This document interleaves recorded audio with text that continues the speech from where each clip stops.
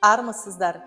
Қазақтың бас ақыны Абай Құнанбайұлының шығармаларын насихаттау мақсатында ұйымдастырылып жатқан менің сүйікті кітабым Абай шығармалары атты аудандық челленджді жалғастырамын. Асқар Тоқмағамбетов атындағы нөмірі 135 орта мектептің қазақ тілі мен әдебиеті пәні мұғалімі Тәжімұратова Гүлнар Сейтімқызынан аталған челленджді зор құрметпен қабыл алдым.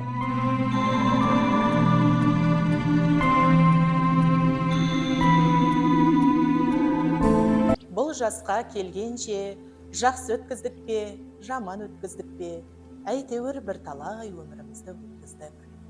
Алыстық, жұлыстық, айтыстық, тартыстық, әурешілікті көре келдік. Енді жер ортасы жасқа келдік. Қажыдық, жалықтық, қылып жүрген ісіміздің баянсызын, байлаусызын көрдік. Бәрі қоршылық екенін білдік.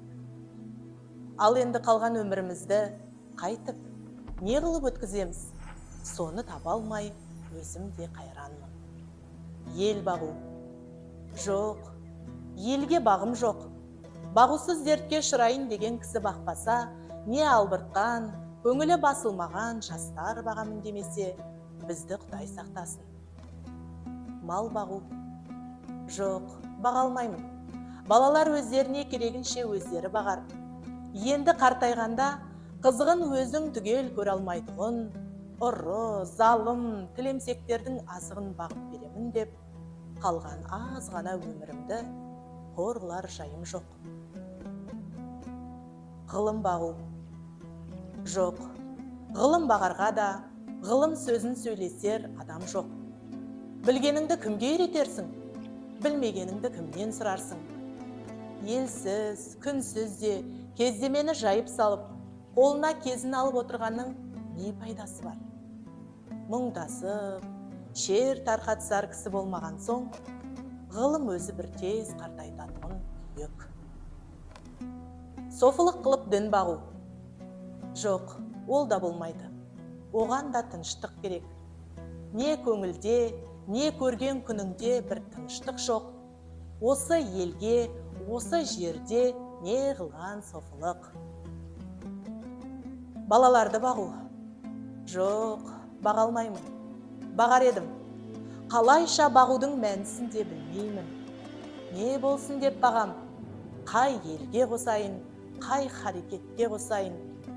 Балаларымның өзіне, ілгері өмірінің, білімінің, пайдасын тыныштықпенен керерлік орын тапқаным жоқ. Қайда бар? Не қылдерімді біле алмай отырмын. Не бол деп бағам? Оны да ермек қыла алмадым.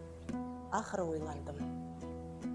Осы ойыма келген нәрселерді ақ қағазға жаза берейін. Ақ қағаз бен қара сияны ермек қылайын. Кім-де-кім ішінен керекті сөз тапса, жазып алсын, я оқысын. Керегі жоқ десе, өз сөзім өзімдікі дедім де, ақыры осыған байландым. Енді мұнан басқа ешбір жұмысым жоқ. Мен Балтабаева Гүлназ, ағартушы ақын Абай шығармаларын одан әрі насихаттау мақсатында осы челленджді нөмір 191 орта мектептің қазақ тілі мен әдебиеті пәні мұғалімі Олжас Жолдасбекұлына жолдаймын.